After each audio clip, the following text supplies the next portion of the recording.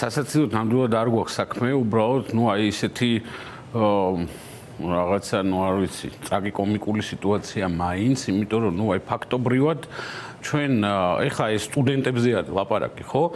და ეს ხარდია თქვენ აღნიშნეთ, რომ ეს არის გამოძახილი იმისა, რომ სკოლა ფაქტიურად მოშლილია. დღეს სასკოლო განათლების სისტემა აღარ გვაქვს.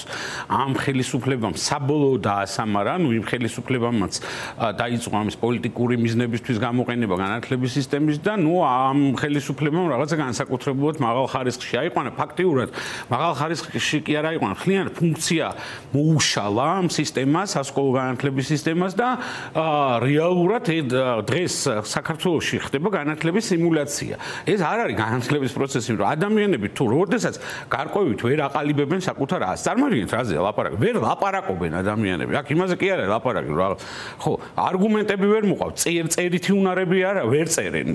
ანუ ვერ აყალიბებენ წერილობით თავის აზრს. წარმოიდგინეთ, ესენი საერთოდ უნივერსიტეტშიც რო არაფერს არ აკეთებენ, ეს ხო ცხადია, იმიტომ რომ საუნივერსიტეტო განათლებისთვის ეხა ლაპარაკი საუნივერსიტეტო განათლების კი არა, ცხოვრებაში ოპერირებისთვის, ხო, მთელი ცხოვრების მანძილზე რაღაცა უნარები ხო უნდა გაგაჩნდეს, ეს ლაპარაკი და წერა.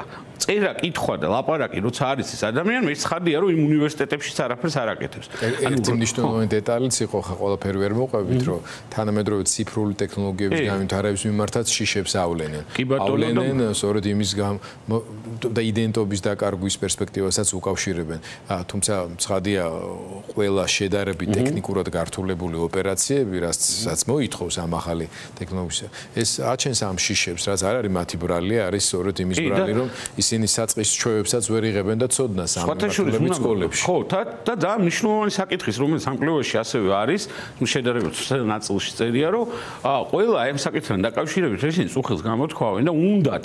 განა არ უნდათ, ანუ ეს მოწინებულები არიან, კი ბატონო.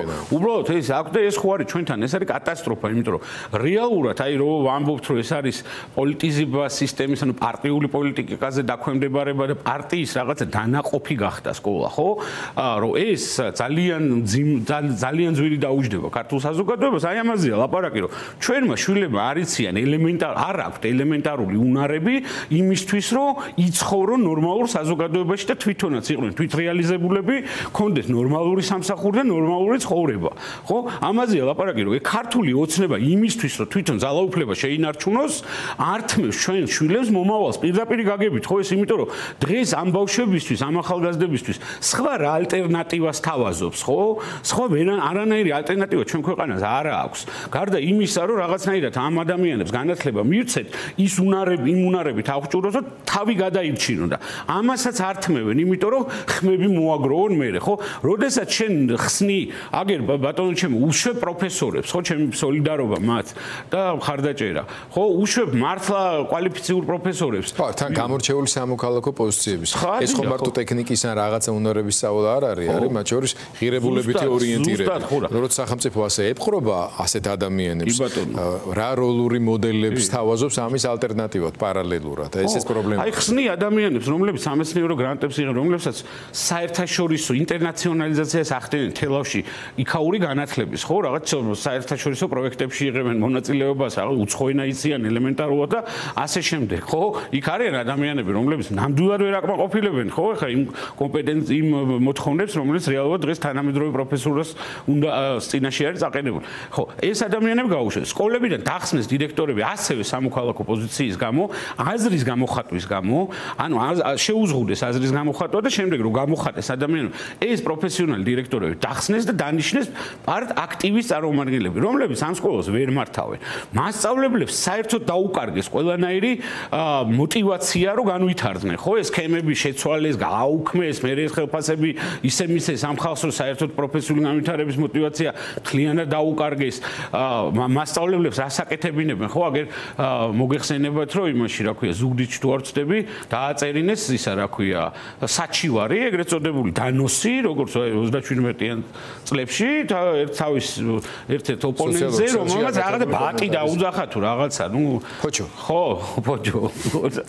ხო და ნუ აი მთლიანად დეგრადაცია მოხდა და ეს არის დამორჩილი რასაც ხო სამინისტროდან გაუშვეს ადამიანები რომლებიც იქ იყვნენ შინაარსზე პასუხისმგებლები და იყვნენ კომპეტენტური განათლების სპეციალისტები რაღაცეებში ხო ჩვენ გარედან ხან არ ვეთანხმებთ მაგრამ რეალურად ესენი არიან განათლების სპეციალისტები და არა ისინი ვიღაცა ამას რატო აკეთებს მართველი სისტემა დავარქვათ რთული ასახსნელი არ არის, იმიტომ რომ რაც უფრო გაუნათლებელი, ამავე დროს უნარებს შეზღუდული, ანუ სხვა გაგებით, რომ არა აქვს თანამედროვე სამყაროში დამოუკიდებლად ოპერირების და თვითრეალიზების საშუალება, მით უფრო მოწყვლადია ასეთი ადამიანი.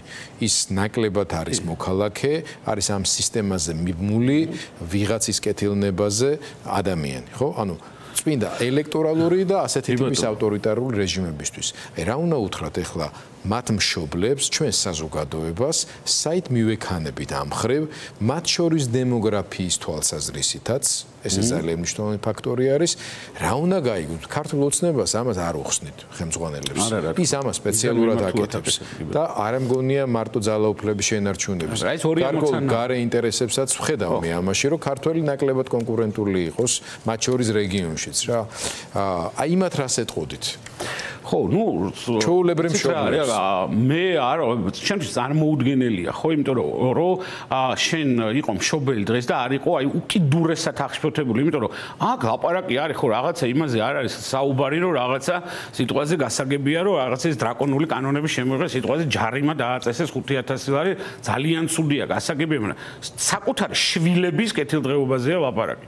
საკუთარი შვილების კეთილდღეობაზე თუ არ ღელავ და დღეს ერთადერთი გამოსავალი მართლა არაერთგზის მithქვამს და ეს დასტურდება კვლევებითაც ყველაფრით რომ ერთადერთი გამოსავალი აი ამ სიდუხჭირიდან თავის დაღწევის არის განათლების მიღება და კონკურენტუნარიანობა ამ განათლების პროცესში და ამ ქართული ოცნების პერიოდში როდესაც თქვენ აი ხა პირველ კურსზე რო არიან ის ბავშვები რო შევიდნენ პირველ კლასში სკოლაში მაშინაც ქართული ოცნება იყო და ეხლაც ქართული ოცნებაა წარმოვიდგინეთ მთელი ციკლი ხო აი ზუსტად მთელი ციკლი გაიარეს და ადამიანები არიციან პროცენტისგან გაანგარიშება ვერ ლაპარაკობენ არგუმენტირებულ მსჯელობაზე ლაპარაკი არ არის უბრალოდ აზრს ვერ აყალიბებენ და ღელავენ მე განიცდიან ეს ბავშვები მათი ბრალი კი არ არის რაღაცა მე ვიღაცები დაცინიან ხოლმე ქუჩაში რო აჩერებენ და რაღაცა კითხვებს უსვენ და რაღაცა იმან რა დაწერა თუ რაღაც დავით აღმაშენებელმა რომ ვეფხისტყაოსნის გარდა შოთა რუსთავოს კიდე რა აქვს დაწელი და რაღაცებს რო ეკითხებიან და ამ ეს ბავშვები ვერცენ პატუ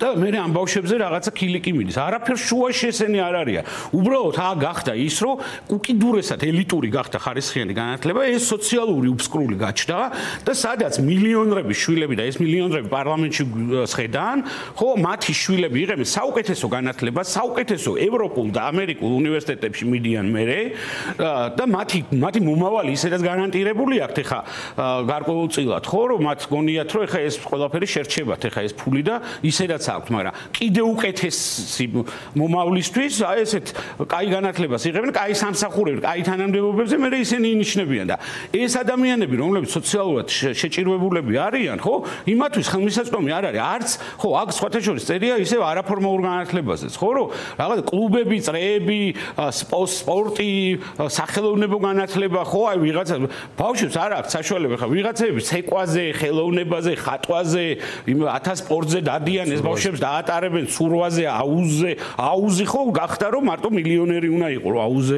ბავშვი ატარო რომ ცურვა იცოდეს, წარმოვიდგინეთ ბავშვმა ამაზე რეგიონებში საერთოდ ლაპარაკი ზედმეტია და ეს მდგომარეობას როცა ქმნის შენ გამოგდის რამდენიმე მიზანი გაქვს ერთი ეს არის რომ ეს ხო ცხადია რომ ხო და ეხლა ამასაც რომ ველაპარაკებით ადამიანებს ხო ვიღაცებს შემოვარდებიან და მე დამიწყებენ ლანძღვას გესმით ესეც იმის ბრალია რომ აზრი ვერ გამოვაქვთ იმათ ამ საფრთხეს რეალურად ვერ გძნობენ ეს ადამიანები და აქ ხო მათ შვილებზეა ლაპარაკი მე ხო არ რაღაცა ისეთ ზღაპრებს ხო არ უყვებ ხო ფაქტია რომ მათმა შვილებმა ეს არიციან და იმიტომ არიციან რომ ამ თავრობამ ვერ მიცეს და მათ შვილები ან დაღუპვის გზაზე. წარმოვიდგინე.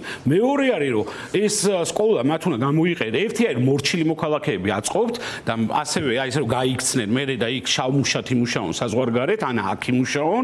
ეს მეორე არის რომ სკოლიდან მიიღონ სკოლაში აქტივისტები და საქმონ და ნებისმიერ მერიაში, სკოლაში ეგეთ ადგილზე სადაც საბიუჯეტო სახსრებია. ყველგან აქტივისტები შეტენონ და ხო, ეს კონდეთ და ერთიც არის გიორგი რომ რეალურად ამათ შნოც არ აქვს, როც მოინდომო ხვალ რომ გაიღვიძონ და რაღაც ტვინი გადაუბრუნდეთ და ფიქრი დაიწყონ ან ჩვენ გაჭირვებულ მოსახლეობაზე, რომელიც უმრავლესობა არის საქართველოში, ძალიან დრამატული მდგომარეობა, ახლა სტატისტიკა შენც კარგად იცი და წარმოიდგინე რომ გაიღვიძონ ეს, ამის შენოც არა აქვს რომ ეს გააკეთონ, წარმოიდგინე, იმიტომ რომ არ აყავთ სპეციალისტები, ნორმალური ხალხი არ ყავთ და ვინც ნორმალურია, კიდე იმათთან გაბუტულები არიან და არ ელაპარაკებიან სამსახურებიდან და ეს პროცესი ასეთი ადამიანების პოვნა საქართველოში კიდევ უფრო მეტად გართულდება. ეს ისეთი არა, აქ ერთ რამესაც ვიტყვი რომ ეს ისეთ შეუქცევად პროცესებამდე მიგვიყვანს რომ ამის გამოსწორებაც მე ძალიან ძნელი იქნება.